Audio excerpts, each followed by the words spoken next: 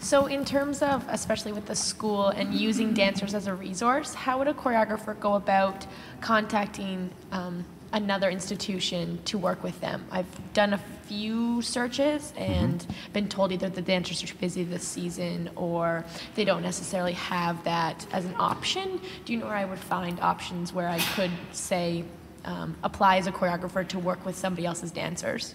Right.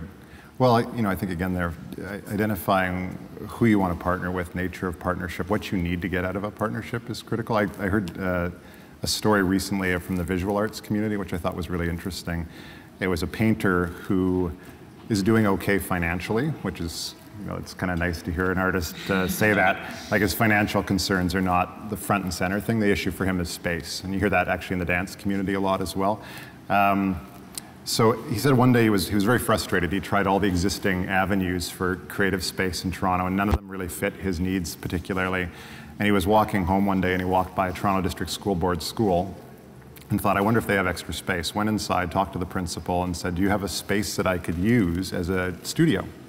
And he said, I don't want to be paid for it. I'm not going to pay you for the space, but basically allows you to have an artist in residence in the school. And most of these schools, there's 570 TDSB schools in Toronto, 70 of which are completely empty, most of which have excess capacity. And so the principal in that case agreed to provide him with space for the year where he's been creating work. It's actually quite a remarkable story. And now the Toronto District School Board is trying to figure out, well, could it actually have that artist in residence model in every school, and what relationship would that program have with existing arts education frameworks? Because what you wouldn't want to see happen, of course, is that schools opt for that, where they don't have to pay an artist and then get rid of the actual paid artist to faculty. So that was an interesting example, in my view, of somebody who identified what their needs were and how to meet the needs of another organization as well. So that's, I think another piece in terms of interfacing with dance organizations or larger organizations of any kind is trying to imagine, like, what are the challenges we're facing, and then what's the intersection point between what you would want to do and what we're trying to get accomplished. I'm not involved with the artistic side here, so specifically talking about choreographic vision, I'm sort of completely ill-equipped to do that, so I won't try to field it on that basis. So, I just have a specific example. I contacted the school and I wanted to work with 4 dancers and I had the piece vision and everything, and they thought it was a great idea, but the time was an issue. So is there opportunities out there that you know where they do cater towards those things that you can apply to, or is that a question that I should steer somewhere else? So you applied to NBS to work with 4? Is that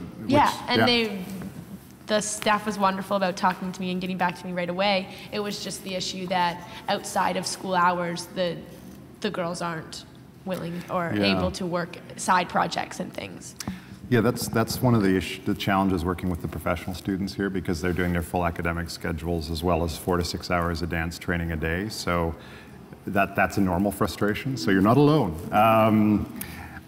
With us, I think probably the better way to go at that would be to, and unfortunately, organizations, mine included, work in silos. So you were talking to the professional program, where it is actually very difficult to facilitate that kind of connection.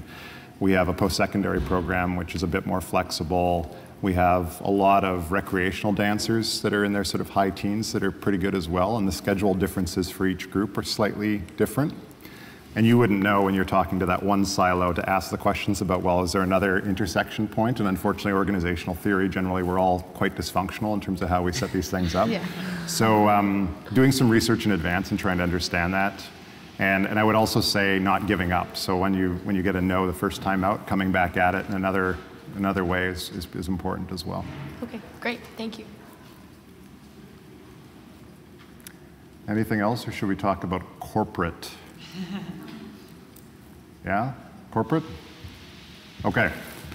So private, I was going to talk a little bit about sort of volunteer sector, commercial and not-for-profit, but we don't have that much time, so I'll just talk about the private sector piece. What a lot of people don't know in Toronto when we talk about private sector investment, private sector is a complement of government funding. And often the argument is framed as an either-or scenario, which is really, really dangerous actually in our environment today, especially when you look at sort of the trends in funding. So the past 20 years in Toronto, for example, municipal funding is only up 38% over 20 years. Federal and provincial funding aggregated is up 117%. average growth of the sector is up 144%. So the government funding is not growing as fast as the sector is growing as a general rule, and that's pretty much a global trend. Private sector support is up 250% over the same period. So the only class of revenue that's growing faster than the average is donations, private involvement, and so on. So it is an important thing to keep in mind when you're looking at building your organization and approach. Corporations have the same problem that, an example would be TD Bank every year gives out $8 million to arts organizations. Toronto Arts Council is $10 million. So one of the 5 big banks in Toronto is commensurate in terms of level of giving to arts to the entire Toronto Arts Council. So it's important to be mindful of those connections. I think a lot of the same advice applies in terms of how you connect with them. Each of these organizations has 2 divisions, generally a philanthropy division and a sponsorship division. Do you know, we talked about the distinctions between those? Philanthropy basically is somebody giving a charitable donation saying, we value your work artistically, so we're going to give you $10,000, give us a tax receipt for it.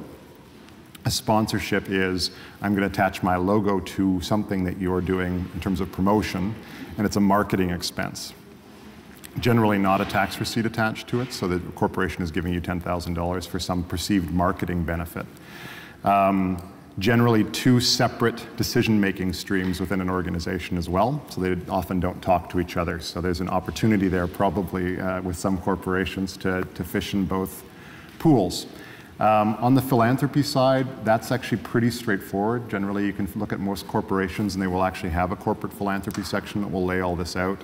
On the sponsorship side, very, very difficult to sort of navigate some of that. So we can talk about both of those a bit. Generally, philanthropy, though, works pretty much the same way as government funding, where there will be a criteria, and you sort of assess whether you fit in that criteria. If you just apply based on the criteria that's stipulated on the website, you will fail in terms of your application because they get basically 1,000 applications that all look exactly the same. So figuring out who's managing that and connecting with them, getting them to a performance, speaking to them in person, that's everything. If you don't do that, you may as well not waste the time of applying for the funding at all. So that's sort of the corporate world. It's very large. There are a lot of new companies that don't know or haven't established philanthropic traditions, so it's really incumbent on us all in the arts community to reach into those corporations and help them develop a bit of a vision for their philanthropic support.